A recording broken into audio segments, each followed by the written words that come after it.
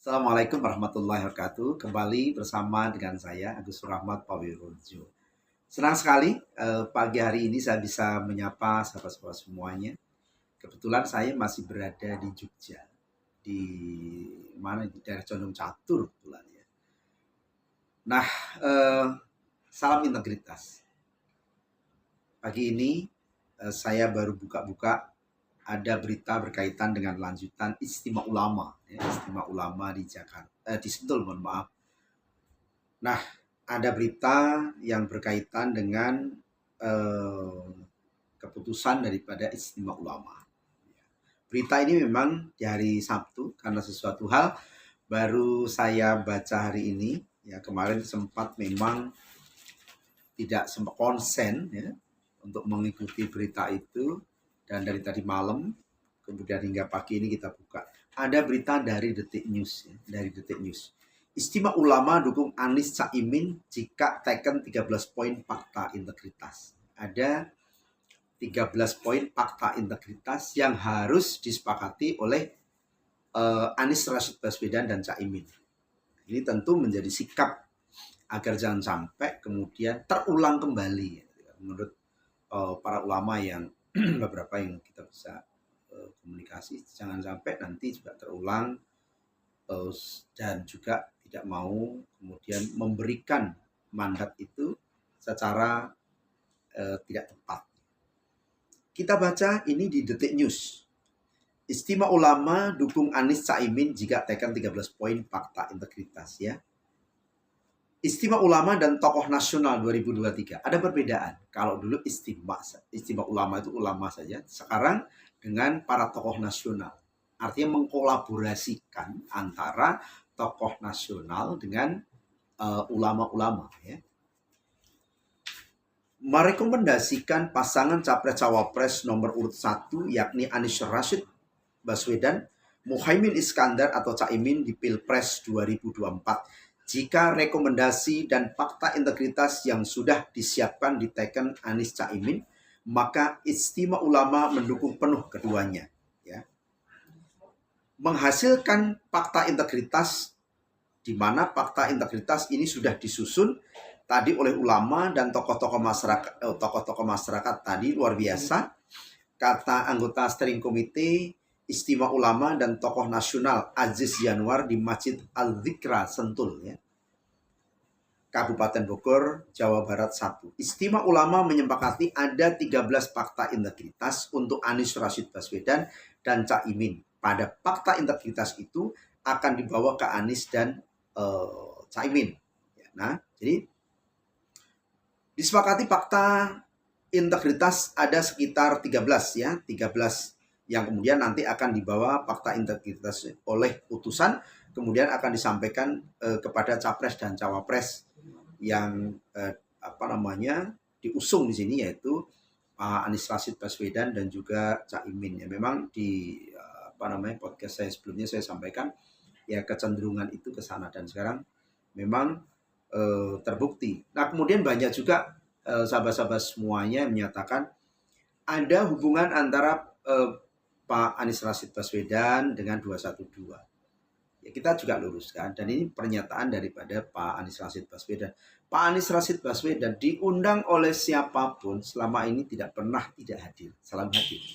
Sebagai komitmen kebangsaan, sebagai katakanlah bakal calon presiden, katakanlah sebagai bapak bangsa, tentu ya hadir, tidak kemudian memilah ini datang, ini tidak datang. Dan itu kita yakin itu juga akan dilakukan oleh bakal calon yang lain. Secara kebetulan Pak Amin diundang dalam Istimewa Ulama tahun 2023 ini, ya, Istimewa Ulama dan para tokoh. Jika memang nanti disetujui, ditandatangani dan disepakati oleh capres-capres tersebut, maka dengan bulat Istimewa Ulama ini mendukung penuh calon capres dan cawapres yang direkomendasikan tadi ulama. Memang saya belum mendapatkan info berkaitan dengan 13 rekomendasi ya, 13 rekomendasi Istimewa Ulama ini. Tetapi ini juga menepis juga ya, menepis bahwa dalam survei ya beberapa waktu yang lalu yang menyatakan posisi konstituen, katakanlah bukan konstituen ya, posisi umat yang berada di bawah PA 212 itu terbelah. Ada ke Ganjar, ada ke ada ke Ganjar Pranowo, ada ke Prabowo, ada ke Pak Anies Rashid Baswedan. Tetapi di awal kita juga melihat, membaca dari beberapa peserta ya, dan kita juga cukup melihat pada saat perhelatan 212 yang dikomandoi oleh Habib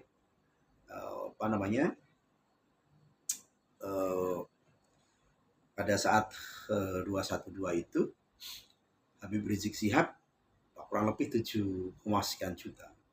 Dan nampaknya dalam kalkulasi itu kurang lebih populasi, kalau kita katakan populasi, menurut beberapa sumber itu dinyatakan bahwa dari PA 212 GNPF Ulama itu kurang lebih 35 juta. Dan kalau kemudian kita melihat bahwa masa dari GNPF Ulama, masa dari 212 atau katakanlah dalam tanda petik ya, kita kan masa FPI, ya suara mereka itu adalah suara yang terkomando ya. Apa bahasa yang lebih tepat ya? Tapi suara yang secara emosional, maksudnya secara rasa itu mereka adalah suara yang bulat, ya. Suara yang bulat, suara yang cenderung mereka itu condong kepada ulamanya. Sehingga rasanya kalau kita boleh prediksi ketika suara bulat dan dikomandokan oleh Imam Besar Habib Rizik Syihab, ya nampaknya suara itu akan utuh. Ya biasa ada 1, 2, 3 yaitu ya biasa di mana-mana ya. Tetapi yang jelas kalau melihat dari bagaimana mereka yang ikut dan hadir dalam 212, tidak ada mereka itu pengerahan, tidak ada mereka itu kemudian mengharapkan adanya donasi dan sebagainya, tapi mereka hadir dengan keikhlasannya. Itu menjadi modal pokok. Ya. Dan tentu ketika dukungan ini diberikan kepada Pak Anies Rashid Baswedan, ini menjadi lumbung suara, ya, lumbung suara bagi Pak Anies Rashid Baswedan. Nah, ini tersebar di seluruh Indonesia, dari Sabang sampai Merauke. Ya, jadi bukan hanya di DKI Jakarta, bukan hanya di Banten dan penyangga sekitarnya, bukan hanya di Jawa Barat, tetapi juga ada tersebar di Jawa Tengah, ada di Jawa Timur, ada juga di luar Jawa, dari Sumatera, waktu itu ada dari Lampung, dari Sumatera Selatan, ya, dari mana-mana itu kan ya.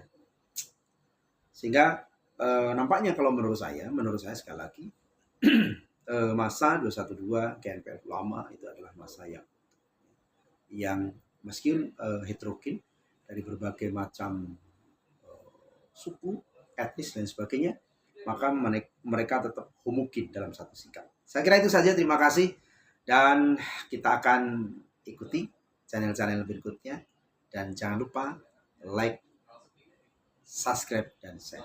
Semoga ini menjadi manfaat bagi kita semuanya. Terima kasih. Assalamualaikum warahmatullahi wabarakatuh.